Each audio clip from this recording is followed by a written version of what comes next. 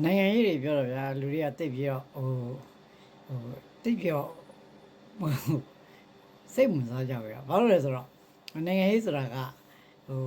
လူစိတ်ဝင်စားတဲ့အရာတော့သိမဟုတ်ဘူးဗျာနော်အဲ့ဒါကြောင့်မလို့နိုင်ငံရေးပြောရတာကြောက်ကြွကြတယ်နော်ဒါပေမဲ့နိုင်ငံရေးကကျွန်တော်တို့ဆက်ပြောရမှာပဲနိုင်ငံရေးရပါနော်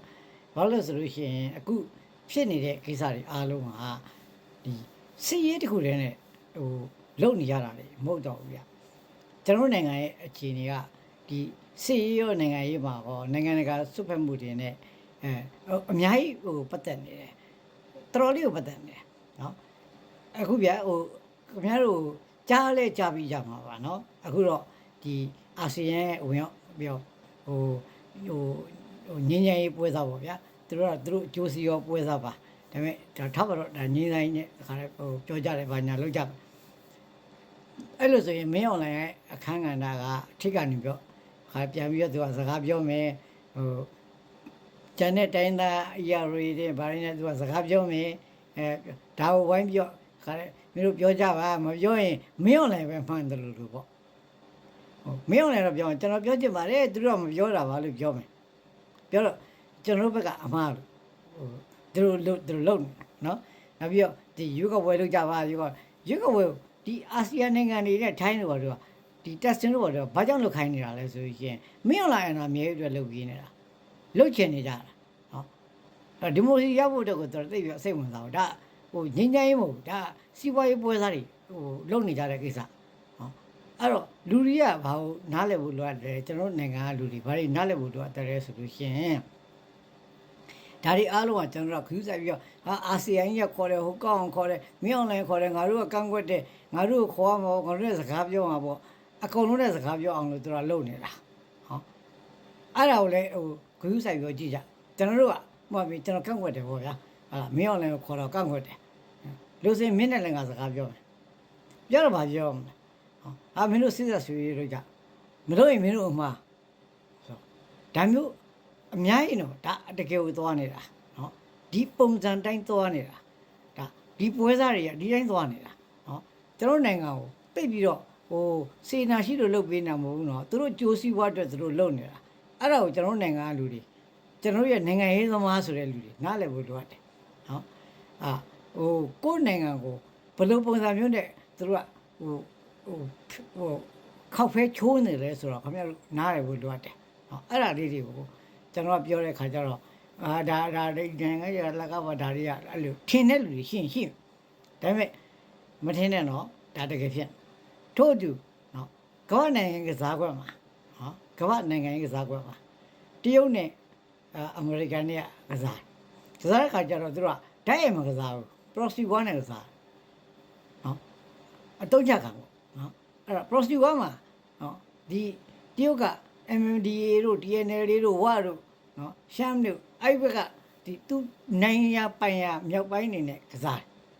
ရှမ်းမြောက်ပိုင်းနဲ့ကစားထို့တူအမေရိကန်နဲ့ဘာလုပ်မလဲဘင်္ဂလားဒေ့ရှ်ဆိုသူဝင်ရမယ်ဘင်္ဂလားဒေ့ရှ်ကနေပြီးတော့သူကတခါတည်းဒီဘက်ကိုစစ်ကစားမယ်စစ်စားတကယ်စားမှာတကယ်တော့အမေရိကန်ပေးမယ်ဆိုရင်လက်နက်တွေကနဲတော့မဟုတ်ဘူးတကယ်ပေးမှာလို့ပေးရင်ဘာဖြစ်မလဲကျွန်တော်တို့ကတရုတ်ရဲ့ဒီဝါးနဲ့ဒီအမေရိကန်ရဲ့ဒီထိတ်တိုင်နဲ့ကျွန်တော်တို့အလေကနေပြီးတော့ကျွန်တော်တို့ကခံအောင်မှာနော်အခုယူကရိန်းမှာဖြစ်သလိုပေါ့ဗျာနော်ယူကရိန်းမှာဖြစ်သလိုကျွန်တော်တို့ကခံအောင်မှာနော်ဟာဒီကစလန်နေပြလိုက်ဟိုဘက်ကရုရှားနေပြီးထုတ်ပြီးချလိုက်ဒီမှာဆိုရင်တော့တရုတ်ကနေပြီးပေးလိုက်ဒီဘက်ကနေပြီးအမေရိကန်ပေးလိုက်ဟိုရုရှားပေးလိုက်နဲ့ဒီဥစ္စာကိုကျွန်တော်တို့က proxy war ကိုကျွန်တော်တို့ကခံစားရလိမ့်မယ်ကျွန်တော်နိုင်ငံမှာငလင်တန်းမိုးတန်းအကုန်လုံးခံနေရတဲ့နိုင်ငံကနော်ဒီတဘာဝဘေးရောပါညခံနေရအကမ္ဘာကကြည့်မယ်ဆိုရင်တော့ဒါတဘာဝကြီးကမင်းအွန်လိုင်းကိုသာပေါ့အပြစ်ဒဏ်ပေးနေတယ်လို့ပြောမှာပေါ့ဗျာဒါပေမဲ့နော်ခံရတာလူကျွန်တော်လူတွေခံရတယ်အဲ့တော့ကျွန်တော်တို့ကဒါဟိုဟာနဲ့ဒီဟာနဲ့ဖြည့်သိမ့်ပြီးတော့စကားပြောစရာအကြောင်းမရှိဘူးဒီကမ္ဘာနိုင်ငံရဲ့ပထဝီနိုင်ငံရဲ့အရာလည်းပဲကျွန်တော်တို့ကနော်အခုတကယ်ကစားခံရတော့မှာအင်အားကြီး ပြည်နိုင်ငံရဲ့ကစားမှုကိုကျွန်တော်တို့ခံရတော့မှာမြို့ဝင်ကြည့်နေလို့လားနော်ဘင်္ဂလားဒေ့ရှ်ကနေတစ်ဆင့်အမေရိကန်ဝင်မယ်တရုတ်ကဟိုရှမ်းမြောက်ကနေပြီးတစ်ဆင့်ဝင်မယ်ကျွန်တော်တို့ကဂျားထဲမှာခံရနော်အဲ့တော့ကျွန်တော်တို့ပြည်သူတွေကနော်အများကြီးဒုက္ခအများကြီးခံနေရအဲ့ဒါကိုကျွန်တော်တို့ကလှုပ်ရှားတစ်ခုပဲရှိကျွန်တော်တို့အားလုံးနားလည်မှုတွေအားလုံးနဲ့စီးရုံညီညွတ်ကြပါဟာစီးရုံညီညွတ်ကြပြီးတော့ကျွန်တော်တို့ဒီစစ်အာဏာရှင်အပြီးတခါတည်းပြအောင်တိုက်ပါဟိုနာတခွက်ဒီနာအခုအများကြီးကျွန်တော်တို့အောင်မြင်မှုတွေရတယ်ဘာလို့အောင်မြင်မှုရလဲတိုင်းရင်တပ်ဖွဲ့တွေညီညွတ်နေကြတယ်ခတ်တပ်ဖွဲ့တွေပေါင်းပြီးတော့18ဖွဲ့9ဖွဲ့10ဖွဲ့9ဖွဲ့10ဖွဲ့ပေါင်းပြီးတိုက်ကြတယ်နော်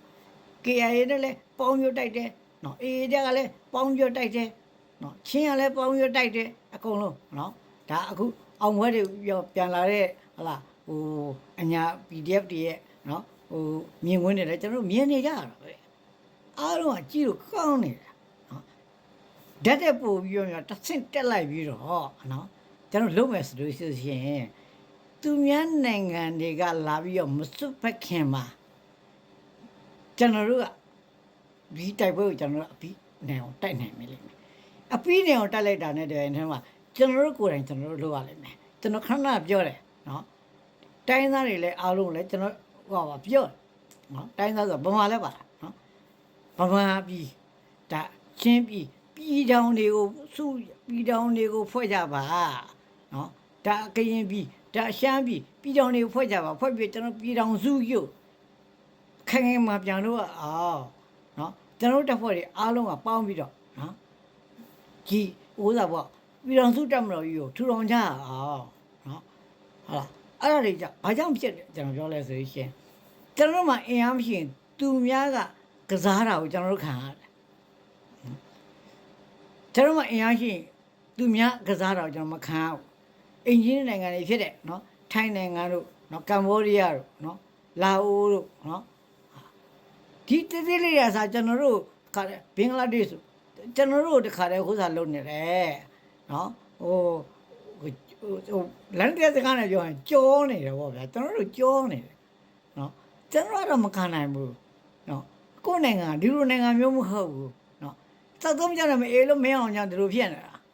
ရှင်းရှင်းပဲပြောတာနော်ဒီစစ်တပ်ကိုကျွန်တော်ပြောတာမဟုတ်ဘူးနော်အဲ့စစ်တပ်ထဲမှာရှိနေတဲ့ကောင်တွေကလည်းအဲ့ဒါတွေကိုနားလည်မှာမဟုတ်ဘူးကျွန်တော်ရှင်းရှင်းပြောတာနားလည်မှာမဟုတ်ဘူးနော်ဒါပေမဲ့ကျွန်တော်နားလည်နိုင်တဲ့လူတွေပဲကျွန်တော်ပြောနေရတာနော်နားလည်နိုင်မဲ့လူတွေကဝိုင်းអော်ကြပါဝိုင်းပြောကြပါ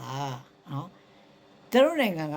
သူများကစားခွက်ထဲကိုရောက်တော့မယ်မကြခင်မှာနော်အဲ့လိုရောက်သွားရင်ကျွန်တော်တို့ဒီဟို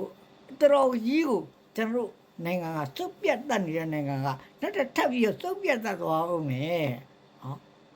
ဒါပြောတာကိုလည်းပဲဟိုနည်းနည်းလေးတော့ဟိုဂရုစိုက်ကြည့်ပေါ့နော်အဲ့တော့ NUG ကဒီငါတို့ဒီနော်